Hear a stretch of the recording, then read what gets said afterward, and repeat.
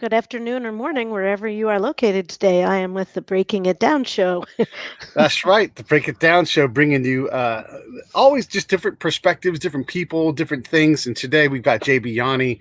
She is the author of the Time Bender series. And because uh, I'm such good friends with Kat Connor, even though Kat and I have never met face to face. We've hung out a lot of times. I thought I would bring Kat in because Kat has written 12 novels in her Bite series. And so I thought this is the wonderful opportunity to hang with some ladies who write books for a living and just get some insight as to how all this works and then bring in some of Kat's expertise. And I just think it's fun. Kat, it's always fun to hang out with you. By the way, for everybody listening, it's tomorrow where Kat lives because she lives in New Zealand.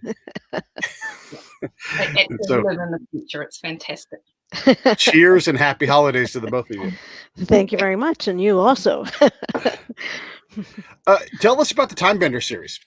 Sure. The Time Bender series is set in the 70s, and it's about four siblings who discover a unfinished formula at their boarding school, and they complete that and discover they've unlocked the secrets to bending time. They build a machine and begin an adventure to change some things in history, at first to try and solve some of their personal issues, and then later to, learn about things and participate in things in history and in the future. So, it's a series. Book 1, Time Benders and the Machine, and book 2, Time Benders and the Two Promises are out, and the third book is on its way. Oh, that's fantastic. I love this premise because it's sort of like the when we all kind of imagine if I won the lottery, what would I do? Right. And it's the same kind of thing. Like, what would you do? Like, what would you fix? Yeah, in your own life. I would save my grandma who doesn't get in that accident or, Yes. And then you get altruistic and then it probably all goes to hell. Yeah. Everybody, I think, has a moment in their life where they wish they could go back and fix something or change something or bring someone beloved back. Absolutely. But there's also that prospect of jumping to the future to see, what's going to happen there. And so, yeah, so it's an interesting premise that I think everybody, has a little bit of fascination with.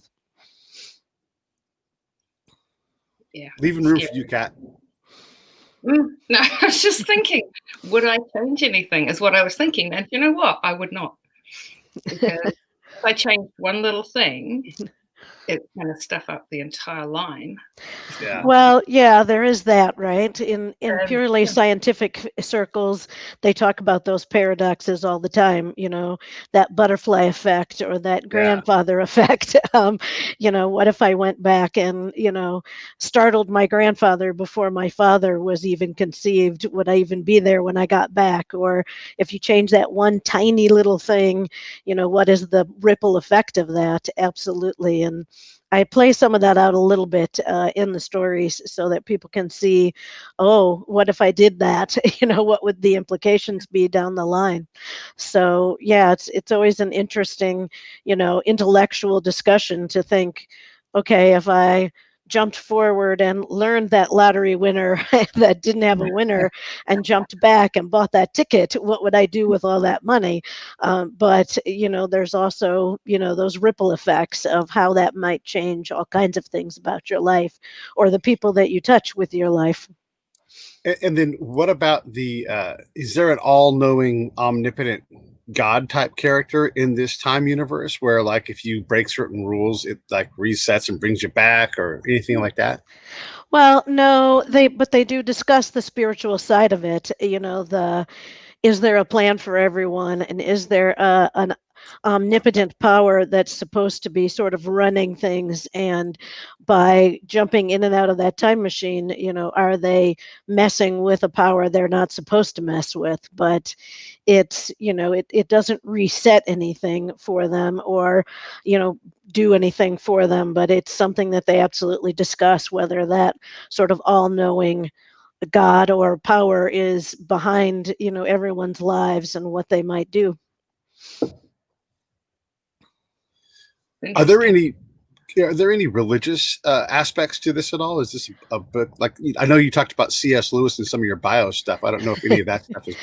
Yes, yes, there There is a bit of a Christian undertone to their discussions about that spirituality, and they do have a significant loss in the launch of the books where their parents are unfortunately killed in an accident, and so there is, a bit of undertone to the grief process and the spirituality of that, and how to see themselves through that. So there is an undertone to a Christian belief in the stories. Yes, that's where I come from. So it's a little bit of my story as well. Yeah, for sure. It's it's a viable way to approach the problem, and having an access to a God in your storytelling is certainly helpful in terms of, like, they're breaking all of the rules. There has to be some kind of limiter somewhere. So Yes, and what they do come to is, you do have an overriding, sort of path planned out, but you have the ability with your free choice to drive it off on different forks. But what they do come to is, at the end, there is an end date for everyone, and you don't really have a lot of control over that. Yeah, I can see how that would be a thing. Yes. We do have an expiry date. We do. It's just the way humans are. Yes. You can travel your way into the real future, and then you're what, 200 years old? Well, they do jumps forward, but it's altruistically motivated because they have a friend who might be facing something in their future. So they go to find out if that's the case so they can plan for it. But again, that being one of those paradoxes, if you know what's coming down your road, what do you do with that information? And, in the story, it plays out as kind of an emotional roller coaster as they find out what that person might face. So again, it's about, just because you can, do you really think you ought to jump backwards and forwards in time? And do they encounter any kind of guide along the way, a fellow time traveler or someone who kind of teaches them the rules, or do they just kind of blunder their way through it all themselves as they try to figure it out? They blunder through it and learn as they go so far. I mean, I'm not sure what will happen in maybe in a future book, but right now they're kind of blundering through it and learning as they go. And that was one of the things that I wanted to show was, young people can learn things on their own. They don't necessarily need the internet to do it for them. So that was one of the messages I was trying to convey was, you can figure things out and you can do amazing things if you think it through and research it a little bit and learn from your mistakes. So is the whole series set in the 70s? Sorry, 70s. Yes, the whole series is basically set there. Their present time is in the 70s, but they go back to various places, significant times in some history and sometimes in the future. And, one of my favorite subjects is U.S. history. So they jump around in some significant U.S. historical times and meet people and learn things and experience things that they wouldn't normally and where they're from. And their jump forward is, into close to this present time, but more in the 90s than into the 2000s. So far, anyway. Quite cool. Why did you pick the 70s as your home time frame? Well, couple of reasons. One, it's the one I'm the most familiar with because that's when I grew up. But also I wanted to create a story that where that wasn't so dependent on cell phones and the internet, and take readers out of that space for a minute and show them there are other ways to learn things and find out things than opening up your phone and going to Google. So that was really, I wanted to kind of take them out of their element, their current element. It's a really interesting way of doing it. And as soon as you said 70s, I went, oh, yeah, okay, brilliant. That's like the last set of time where there were no cell phones, no internet, no computers at all, apart from, I think, the military had them back then, I think. Yeah. So, I grew up in the 70s too, so it was a simpler time, and all your research had to be done at a library. Exactly. You had to go to the library, you had to look things up and go through microfilm and things like that. And you couldn't simply, look it up on the internet. And, that was really what I was going for, was to, show a different space, and use that as a launching point for the dramatic shifts both backwards and forwards in time for them. Is there some kind of antagonist in their story, or is time the antagonist? What do they play off of? It really is playing off this idea of, if you, just because you can, should you, and the whole element of the rules of the universe are kind of their antagonist, because there are certain things you can't do. You can't show up and meet yourself and tell yourself something. And there are some rules, some sort of universal rules about managing time and space, that's sort of their antagonist, in the story, is that so far. Again, so far that's how it's working its way out. Would be pretty cool though, wouldn't it? Being able to show up and meet yourself and go, hey, you're about to do something really stupid. Maybe rethink. Exactly. Are your time travelers, are they inclined, what kind of actions do they take? Like, there's the whole, like, if you could go back, do you kill baby Hitler?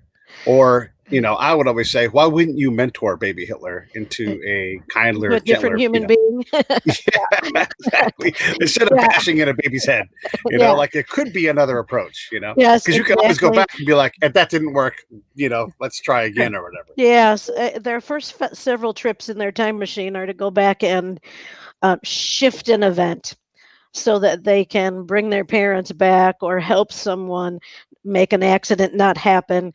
So they do things, they act on things to sort of shift events, in the hopes of staving off that accident or that death or that event. So that's their attempt in the beginning. When they go forward, it's really more to find out. So they're doing some research in the future or trying to find out about something. But in the past, they start out trying to shift something, not dramatically, just a little bit, because they're wise enough, seemingly wise enough to know that, lopping off the head of a baby probably isn't a good idea. And they're, quite frankly, because they're teenagers, they're a bit more selfish minded in the beginning, and what they really want is to bring their parents back.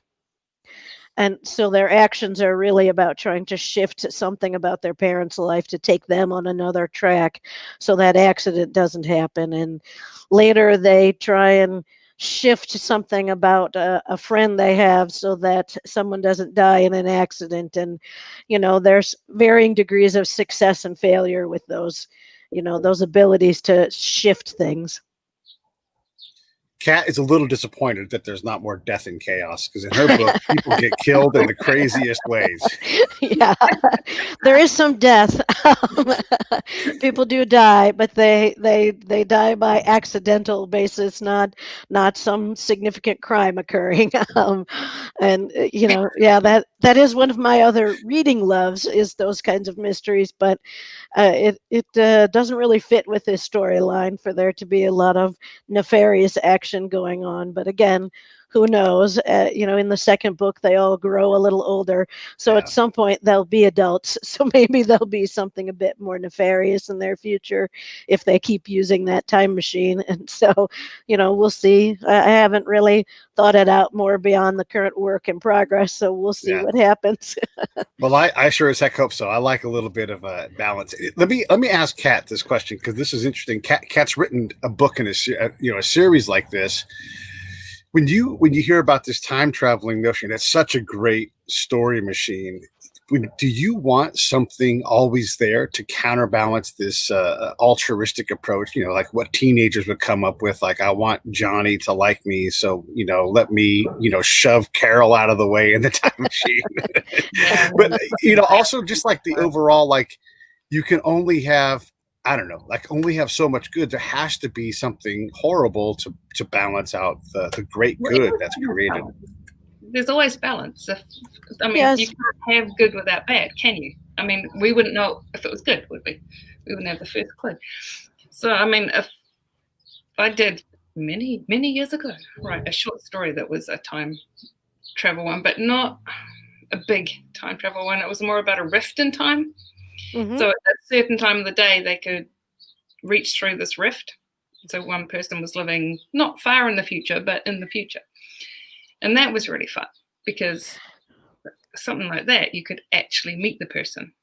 Right. Face-to-face, because it's Right. still the timeline just shifted.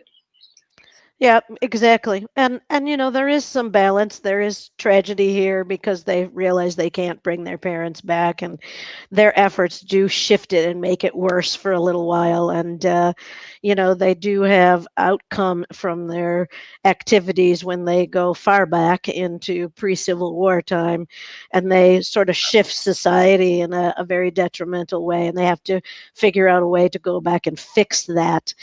So there is that balancing activity, but so far they've managed to come out of it in a fairly positive way, and if nothing else, in terms of the tragedy of their parents, learned something from that and grown closer as a family. So their tragedy does have some positive outcome. All right, that's good. Yeah. Yeah. But, I mean, everything has balance. All stories have to have balance. You have to have something that they're playing against. Yes. When worthwhile, it's human nature, I think. Yes, exactly. And maybe finding some good in the midst of that tragedy is the lesson. Yeah. How hard do you lean? I mean, these kind of stories have been around for a long time. I mean, going back to the Greeks, like Euripides, he tells the story of this exact story of, gosh, what's his name? Admetus, I think is his name. And Yes. He goes back to get his wife. And he's like, I want to bring her back across the river. And it's like, yeah, you can do that. However, that does cost something, Right. That's somebody else's life. Are you steeped in that kind of work? And do you know that you're calling to it? Or do you like play off of that canon? So you can say, here's what Euripides did. Here's what I'm going to do. Well, I don't specifically name any of the paradoxes or the history of time traveling stories Right. or anything, but I do play off of some of those messages and those storylines. And as an example, the butterfly effect. In my current work in progress, they go back and talk to someone who's part of, later on in their life, the assassination of Abraham Lincoln, and they shift things just enough that it changes all kinds of things, in the future. So I play off of those and sort of play them out in this example of these children's time travel, some to much worse ends, some to the recognition that they can't change certain things. They just need to learn from that and adjust to that, that loss or that tragedy or that change in their life. So yeah, you have to sort of play that out in a way that, the way I've been doing it is to play that out in a way that delivers the message without coming out and saying, you have a cost if you go and do this. You come to that conclusion, you have a cost if you go back and change something. Yeah, I like that. Better to weave it in than preach it. Yes. Yes, I'm not much of a preacher unless you're one of my children. Hey, you've done something incredible. I mean, you've not just written a book, you've created a universe, and you've got the second book out and the third book is being written. Like, you are past so many barriers. And I know you probably know that, but you never hear it enough. So, wow, incredible that you've done this.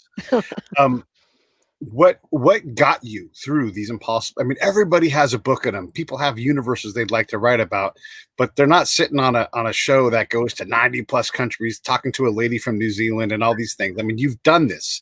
How on earth did you get it done? Well, I'm a voracious reader, and I'm of the opinion you can't be a great writer unless you read a lot. Um, you know, so there's that, and I've been writing. Starting things, writing little things, probably since I was a teenager myself.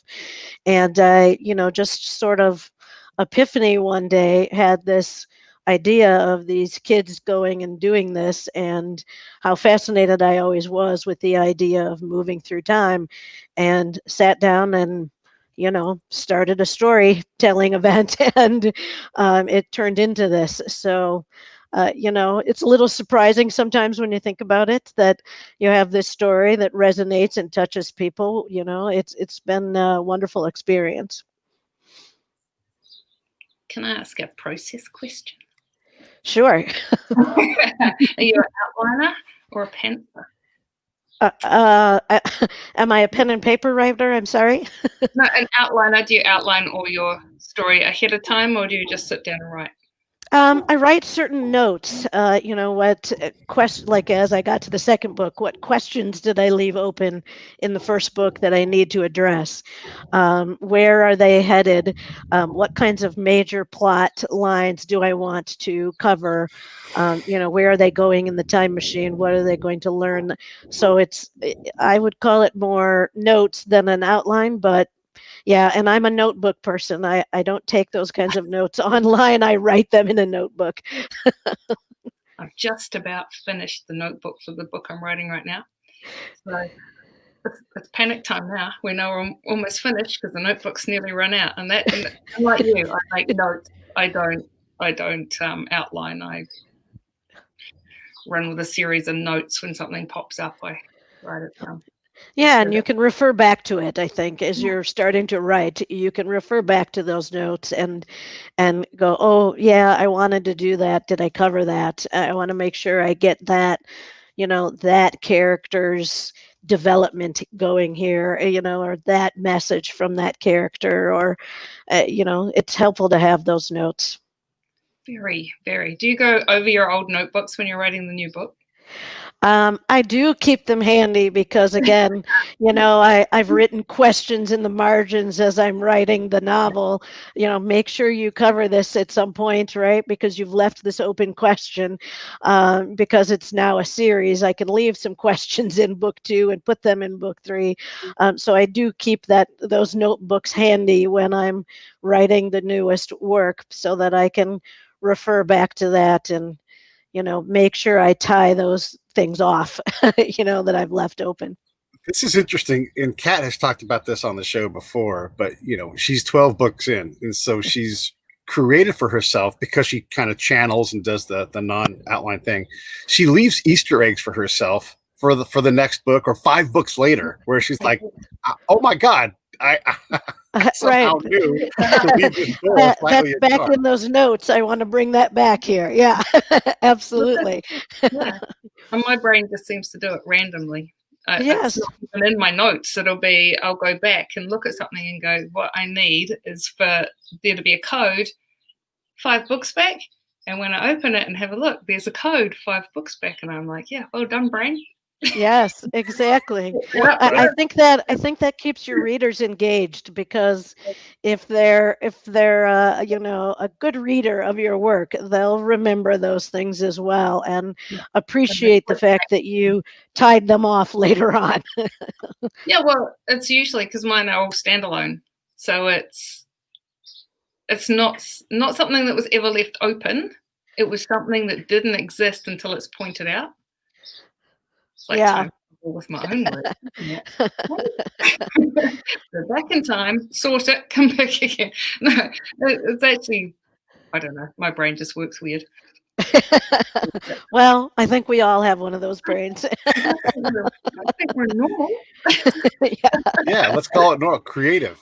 And then I wanted to ask both of you, but I'll ask Kat first and then have you go, JB. But it takes a lot of trust to trust that your brain is good job, brain, like 2 years into the future, So how do you let go of, because everybody tries outlines, and they try, all these different methods of writing the book, but you find your spot. You guys were sort of channelers. If I was like, Kat makes best friends with her characters. She cries when they die. She mourns them physically, so she really is channeling this alternate world that she does that. So I guess, Kat, for you, I'm asking, how do you develop the trust in your process? And then the same question to you, JB, like, how do you trust that I don't have to outline this, I don't have to be a formula, I'm going to create this, it's in there, but how do you know that? So both of you, but go, Kat, go first.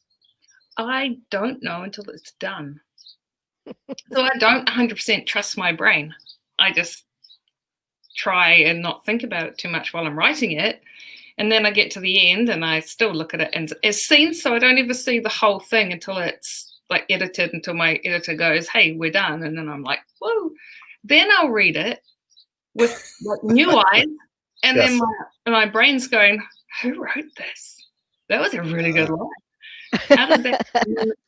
And I'm like, okie dokie. So I'm not 100% sure I trust myself, but I know it all works out in the end. So there is some trust, just not.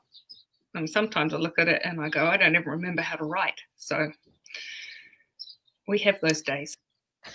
Yeah. I think I'm a slightly different. I think my trust evolves as I write. And, in terms of my universe that I've written about, I sort of allow my characters to have conversations in my brain as the story develops, and am suddenly surprised, oh, that's where they're going. I find sometimes that I'm just as surprised at, oh, that's where it's supposed to go. And it's a sort of an epiphany moment. Oh, that's what I really wanted to do there. So I get to the end and go, okay, that's really what I wanted. But like Kat, I don't go back and reread as I'm writing. I wait till I'm all done and then go back, and it's almost a new story for me because I see it more in its entirety. All those little things you forgot you wrote or you don't remember writing. Exactly. So when you do make edits to your book, though, like in terms of the storytelling, are you cutting back? Are you like, oh, I need to add context? Or what kind of things do you, when you do that first read through with the new edited copy, are there many changes? For me, I think there's an equal amount of removal and adding. As I read through it, I realize I didn't give enough information about something, or I didn't describe something enough. That's where I'm adding. And I do get to points where I go, oh, that's a little bit redundant. Take that whole conversation out. They've already said that a couple of times, or they've done that in another way. So my editing is probably equal part add and remove. I don't generally change the story very much. It's more an idea of bringing something out that I didn't think was told enough, or removing something that became unnecessary as the story unfolded. Yep, same here, pretty well. Same kind of thing happens down here. Okay, so you're on book 3 now. When do you think book 3 comes out? Do you know yet? It will probably be March or April of 2021. It's just about finished, and my process after the first draft, is usually 2 or 3 months before I think about getting it ready for release. And then, what's your goal with this series? I mean, obviously, it'd be great if everybody discovered it, went bonkers, and they made a movie out of it and all that stuff. But realistically, what do you hope to accomplish with all this? What I hope to accomplish, I think, is to I'm targeted more to younger readers, young adults. But what I hope is that it becomes a favorite, like I have my favorite, and touches someone, or sparks some interest in some history or some math or some science that drives someone to learn something new. That's really what I hope. If somebody decides to make a movie about it, oh, that'd be wonderful, but that's really not my goal. My goal is to know that I'm touching people who are reading it, that it's doing it's doing something for them. The characters are relatable. They know someone that was one of my characters when they were growing up. They relate to the message. That's really what's important to me. Get kids reading. Yeah, keep reading. Sometimes it's really hard to get teenagers reading, and something that attracts both sexes too. You've got the time travel always seems to appeal to a wide range. So I think you could be well placed there, couldn't you? I have had a lot of adults come to me and tell me that they really related to it. I don't know if that's the 70s thing or the science that they're fascinated with, but I've had a lot more positive reflection from adults than I expected, because it is geared more towards a teen and young adult crowd in terms of the characters and the language and the side stories going on. They're really more a young person's story than, an adult story. An awful lot of adults read young adult fiction. Yeah, I've learned that. It's quite big. I noticed that in the bookshop that it's adults buying YA for them, not for their kids. I'm desperate to go read through all of Laura Ingalls Wilder's books again, and that's fiction. I mean, it really is. So I totally I'm desperate to read it all again. It is something that we do. It's one of my childhood favorites, actually. Yeah, and I want to read it as an adult. One because people tend to dig her up and then chastise her and call her something, without ever reading her books or understanding the history at the time. Yes. I want to go back through and do my due diligence and read, what are some of the greatest books written in American literature, Yes, and because I'm a lover of history, you can't take a person out of context of their life and judge them by a different century's standards. That's just wholly unfair to their work, their message, everything about them. It doesn't matter whether you're talking about a general or an author. I think it's unfair to take them out of context and judge them by another set of standards than the one they lived by. Especially when you don't know their adversary, what were her challenges? Just the weather was such a antagonist to their entire well-being of life. Exactly. You're talking about a family that was in a place where there were very few people living. You don't understand her challenges to learn simply to write, let alone to put together a series of books about her life, based on her life. You don't understand those challenges, I think, until you reread it as an adult. You don't really understand that aspect of those stories. I like that. Well, the idea of judging history by today's standards is ridiculous, for one. Yeah. Yeah. Well, this was wrong. Yes, according to us it was, but that's how it was. So we're not saying it's right. We're just saying that's how it was. Exactly. You're talking about different, not better. Yeah. Right. Different, not better. And I'm sure if you picked up, Abraham Lincoln and put him into 2020, he would have accomplished different things, not better things or worse things, different things. So, you have to leave historical figures in their timeline to really understand them and keep them in their context, not judge them by, your current standards of evolution and, in humanity. Yeah. And also read some history and learn some perspective, because I saw a thing the other day where they took a quote and they said, is this quote racist? And it's well, who said it? What was the line before that? Like, there's so many, like, just this one line. Like, come on. Like, what if? Like, was it part of a letter, a book, a speech? Right? Yeah. There's some where they context. asked a question, there was so much context missing. It's like, how on earth can we ever decide that? And, yes. and how what kind of dick am I if I decide that it is? Like, without knowing anything. Yeah. Yes, exactly. We're having a raging debate in our house at the moment because it's nearly Christmas, and my favorite Christmas song is Fairy Tale of New York by the Pogues. And there is definitely some slurring going on in that song, and my youngest is horrified. Yes. And mortified. And I was like, you put that in context, that is how people talked. That is a slice of history. This is a couple fighting.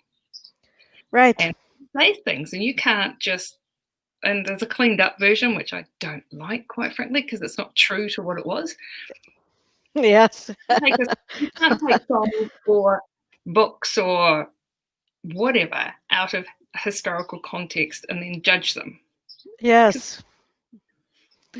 Yes. So, yes, read Laura Ingalls Wilder again, even though they've banished her from libraries and the awards that were given in her name. I know. It drives me mental, Yes. That yes. This is just award B, like, come on. Yes. No matter what happens, she still wrote some of the greatest books in American literature, And yes. And I read the other day that there were schools taking To Kill a Mockingbird out of their curriculum, and I thought, wow. What are you doing? It's the same thing with Huck Finn, because there's a word that we don't like in there. And I think it drives me crazy about these things is like we take it on like these one little itty bitty bits, but in the foreword, the man writes about, he's like, this is written in the language of its time. There's reasons why I've done this, and he's accomplishing a lot, Mark Twain is. Yes. If we just read the damn foreword, and then teach that and say, look, this is one of the greatest. First off, if Mark Twain writes it, you don't have any business changing it. He wrote it perfectly, right? Yes. You cannot write it better than him, I'm getting mad now. Yes, exactly. What you want is to be maybe at some point compared to a writer like that, right?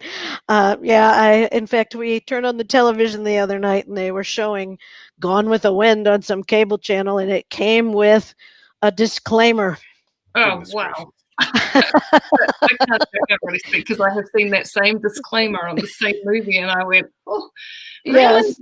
Now you have to warn people that." Yes, we have to warn you. We have to warn you. There's some things in this movie that we just don't agree with. We don't like, but we're going to show the movie anyway. Yeah. I know. Movies they've changed. The other thing I wanted to say is Shane McGowan, the guy from the Pogues, one of the things that makes him great is he's literally a regular working class dude, and he acts like it. And yeah. And sometimes Christmas for working class folks is stressful and you don't have enough money. And it doesn't always go the Laura Ingalls Wilder way when everybody buys everybody else the gift, and they she sacrifices her pony to give her mom a stove, and all these things. It doesn't always go that way. Sometimes people are so freaked out they're horrible to each other because Christmas is a hard time to get through. And you have to sing and write and talk about those things because it is part of the human condition. Right. Really, and we shouldn't be censoring it because it is creative. It's art. There's no censorship. There's no place for censorship when it comes to the arts. Yes, precisely. And, the answer needs to be if you disagree with it, don't open the book, don't watch the movie, don't buy the book, don't pick it up from the library. If you really are that adamant about disagreeing with the context of that writer or that artist, don't watch it, don't read it, don't look at it. You have to respect their work as it is, and if you don't agree with it, don't own it. Walk away. Walk away. You don't have walk, to make walk away. There's a book about something that you'll enjoy somewhere in the bookstore. Exactly right. That is so true. Yeah. The other thing is instead of banning books, just get kids to actually read books. I mean, I read some of the book. I could not get to Ethan Frome. I couldn't. I'm like, you're on a damn buckboard. Will you hurry the hell up and have something happen? You know, I couldn't get through it. You know, and so I would rather kids read books, and then if there are things that we have to deal with, let's teach them from a point of view of literature and give them a compare and contrast. There's a great course in AP English out here in California where this teacher does that. He's like, here's perspective A, here's perspective B, and more importantly, here's perspective C. Now you read these three books and let's synthesize these thoughts, you know, based on what you're hearing from incredible. It's like Howard Zinn, which is like the people's history, a traditional academic history, and then like a corporate history all together. And you're forced to deal with multiple realities that don't blend well. And it's like, oh God, dang it, you know, and it's such a great idea for a course. So get them reading and get them thinking. Don't stop it from that ever happening. Yes, yeah, I'd love to teach a high school literature class where the books they read were Brave New World and 1984.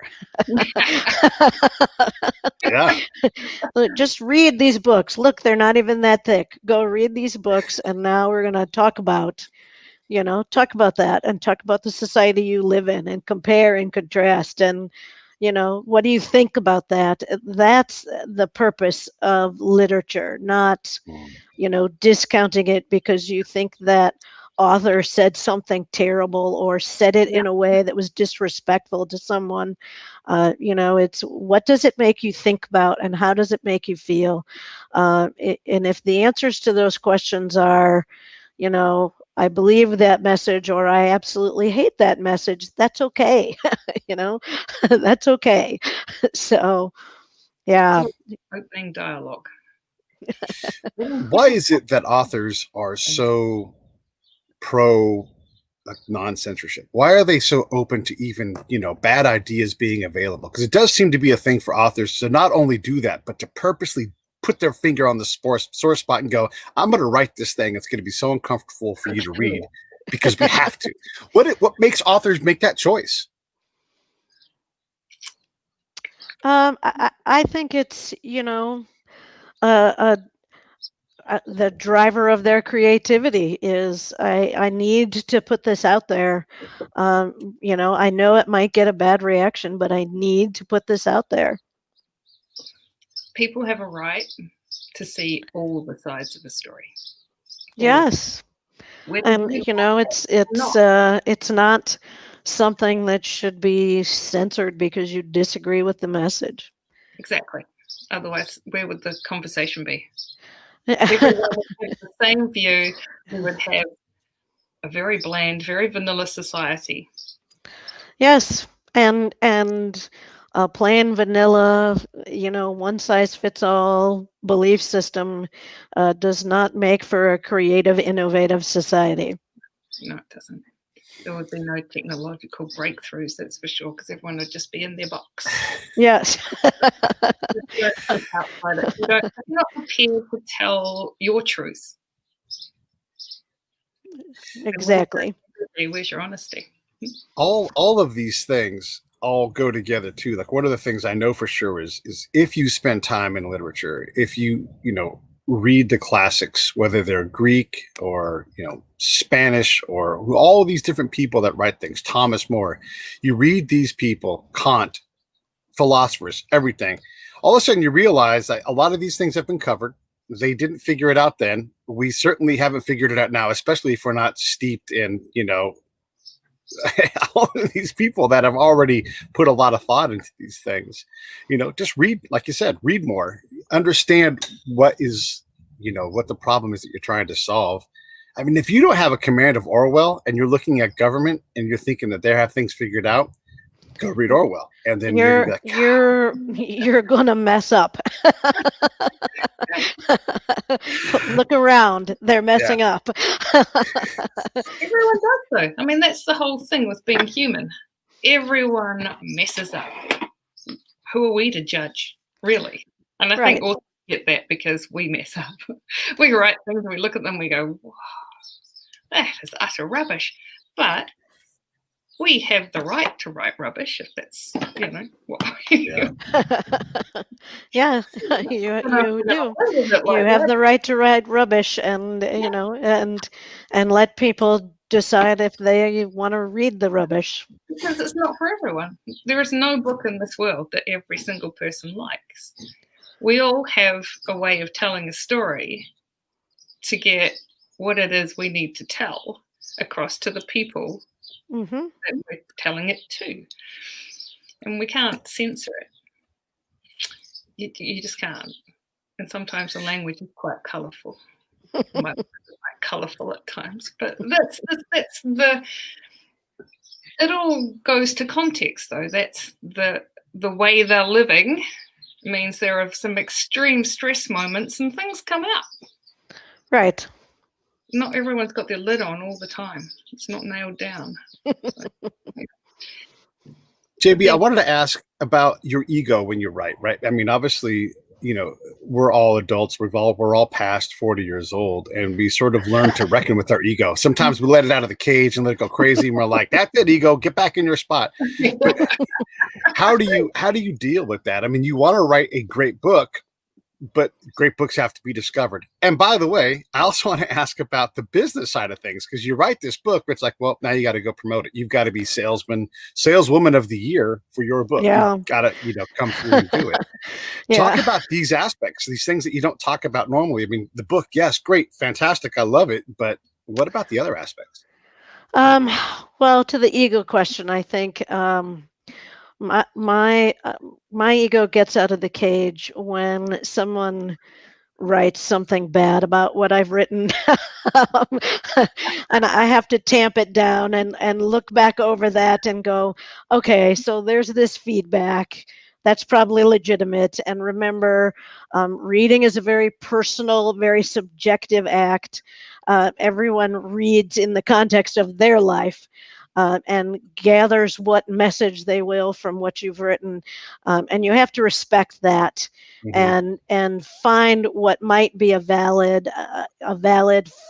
form of feedback in there. But that's where my ego rears its head. In terms of the business, I guess that was the most shocking part of all of this, was knowing that I somehow needed to become an expert in marketing and sales in order to achieve the goal of people reading my book. I needed to actually, stump around and talk about it, and that was, for my ego, a difficult thing, because I tend to not be the trumpeter of my own horn. Of course. Yeah. And so it's been a real step outside of my comfort zone activity to talk with people and go to book signings and events and put myself out there in that way. And there's something, hearkening back to the being naked in front of a crowded room dream about, marketing your work, because I think that's when I feel the most vulnerable, is there standing in front of that room of people talking about, this thing I've written and convincing them it's worth buying and reading. Yeah. Yeah, it's such an important thing to say. And because I've had a lot of authors on, I've learned a lot about this, and screenwriters and how they cross over. When you do that pitch, when you write that book proposal, yeah, your idea, that's when people come to me as a podcaster, like, here's my idea for a podcast. I'm like, I don't care about your idea. I don't care. What I care about is, can you produce a podcast? How many hours a week can you commit to producing this thing? Because your idea doesn't mean shit to me if you don't have the capability of getting this done. If you don't have money or time, right? Your idea is BS. So, like, same thing when someone drops a book proposal off. I've got the idea for the next great American novel. Great. Is it going to sell? Who are your competitors? Who's done this before? How are you going to market this thing? It's a business plan. It's not a proposal. You know, and if you can pitch this thing and say, I'm going to make all of us money, best book ever. Yeah, exactly. And I don't think very many writers start out thinking thinking about the fact that it might be a great idea or it might be a fantastic story. It might be the next great American novel, the next great piece of classic literature. But if you can't get anybody to read it, it's not going to matter. So, you really have to put some thought in and teach yourself who is your market, how will you reach them, what kinds of things will appeal to them, so that you can get your story out to where they will see it and recognize it and buy it. Yeah. And that was a big learning curve for me. I don't have a degree in marketing, not by a long shot. So. All of the authors that I know that have been like super, super successful, like holy cow, we never thought they would get this far. They've all said to me, basically, for a long time, they were the number one buyer of their books. Because they had to get them out. They had to buy their book, to help boost it in the rankings and get it out to people, to get them, like they had to do that to really, and I don't mean giving it away for free, but I mean like they spent money, because the higher it goes in the Amazon rankings, once you reach a certain point on Amazon and you get enough reviews, your book will start to sell itself because they'll push it more, right. But until you get to that point, you're the engine of the sales, whether it's through marketing or just like, I'm buying a book, send it to you, read it, pass it on to a friend, do something to get that book out there so it can be discovered, because discovery is everything. Yeah, absolutely. Yeah, I spent a lot of time carrying around a box of books in my trunk of my car, because I was doing all kinds of events at libraries to get to know my target audience. And, surprisingly, oh, you wrote a book? Do you have one? Yes, I do. Yes, as a matter of fact, I do. So, yeah, you really have to constantly be thinking, that might be a buyer of my book, and that's a huge mind shift. Yeah. I yelled at a customer not so long ago in the bookshop. Not even kidding. This is my new tactic.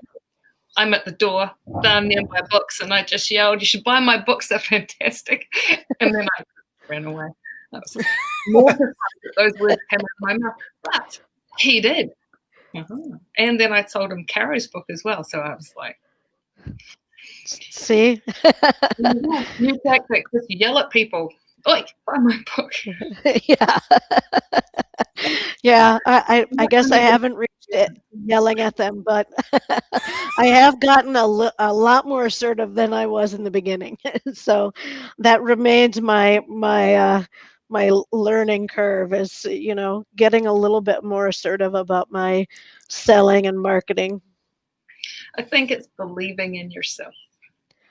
That's what authors struggle with. We do, all authors. If we came out of the gate going, "Look at us, we're fantastic," we'd be writing like rubbish all the time. But we come out going, "This is a big scary world, don't want to do this." So we can write the book, but it's fronting up. Yeah. And saying, actually, this isn't half bad. And that's like a real Kiwi term, not half bad. I remember my father saying to me, "Oh, this isn't half bad." That is huge praise in New Zealand. That means, you've done it. Yeah.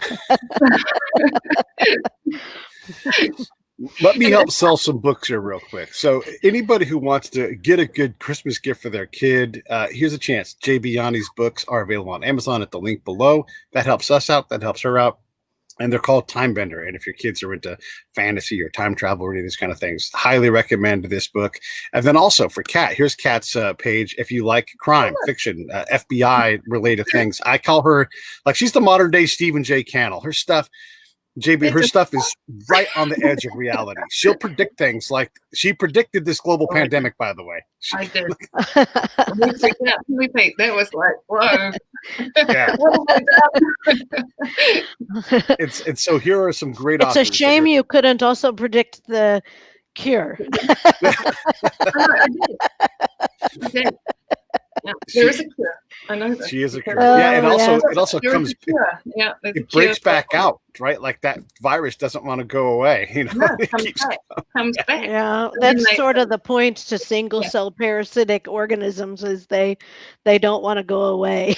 So No, they want to survive. But yeah, I mean, like here, I mean, just imploring to the audience, like here are two real people who really write books and pour their hearts and souls into it. And I've read Kat's books, and actually, JB, one of the great things I get to do, because I used to be a spy in the Army, she hands me her books early when there's espionage aspects, and I get to like brush them up a little bit. Be one of her beta readers. Yeah, I'm tickled pink by it. I just love doing it. I'm like, hey, here's this super minutia based thing, but I know she cares about it, and so I don't tell her how to write a story. I'm just like, these things can be smoother. And then she's like, got it. And then she, boom, fixes it. And I shut the hell up and get out of the boss's way. Everybody needs beta readers like that. Yeah, I have science people as my beta readers. We've all got to have our little specialists.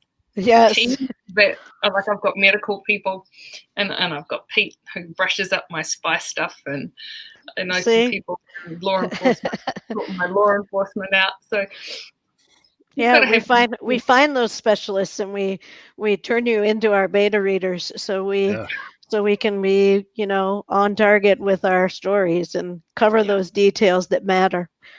I agree, those details matter. And it is really just small stuff. Like I give her the grain of an idea, and then she's like, "Oh, I need to do all of these little things," and it's remarkable. I see it in the finished product, and I'm like, "Yeah, I didn't say too much. I didn't tell her how to write a book." It's really neat to be able to do that. The whole scene. Yeah. Hey, Kat, plug your bookstore too. Acknowledging your efforts, I guess it's okay. Yeah. Yeah, she acknowledges it for sure. She I got a cameo in her last book, so I'll take it. Yeah. Kat, plug your bookstore real quick so everybody in New Zealand can know where to go support New Zealand authors. Okay. Go to www.writersplot.org.nz. You can buy all our books online, or you can drop into the shop in Upper Hutt and come see us, and maybe me. I don't know. We only stock Kiwi authors, so if you're looking for really, really good Christmas presents, there's the place. .nz. Yep. Anything else you want to plug at all, JB, besides your fantastic books? Oh, wow.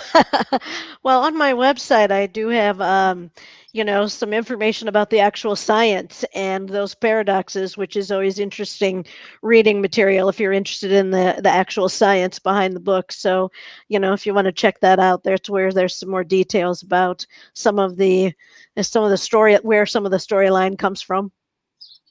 And I got that link in there. And in general, I'm going to put all the links in the show notes. Here comes the link for Kat's bookshop as well. So between JB's website, and look, if you guys can't find JB Yanni or Kat Connor, Connor, Connor on the web, you're goofy. Everybody should be able to find that by now. I'm the writer. Yeah. There's Kat's Amazon link. There's Kat's website. There's JB's Timebender series website, jbyanni.com. Super simple. And then there's her Amazon link. I'll put all that stuff in the show notes. Anything in closing, Kat? We've had a chance to talk with JB for about an hour. What do you think? Really enjoyed it. I would like to read your books. So I think I'm following you on Twitter now, because I think I did that last night. Wonderful. And how do we look around? Because I was like, oh, time travel. Woohoo. But living in the future, it's kind of a thing, you know. Yeah, we'll probably get there at some point. It's just it might be a bit chaotic. And maybe we can get a collaboration book between you two, like a collaboration short story. That'd be sweet. Just like that would be fun, wouldn't it? That would be fun. Absolutely. And then JB, anything in closing for you? No, thank you very much for all this time. And Kat, wonderful to have other authors and their insights. And, you know, it's nice to know that I'm not as crazy as I thought I was. Or no, you're as crazy as you thought you were. Let's make that clear, because Kat's fucking bonkers. I am. That's true. No, that's okay. Maybe it's just comforting to know I'm not the only one there. Just a bunch of kooks in the loony bin. Yeah. Exactly. All right, stand by. I'm going to shut this thing off. Hold on, everybody.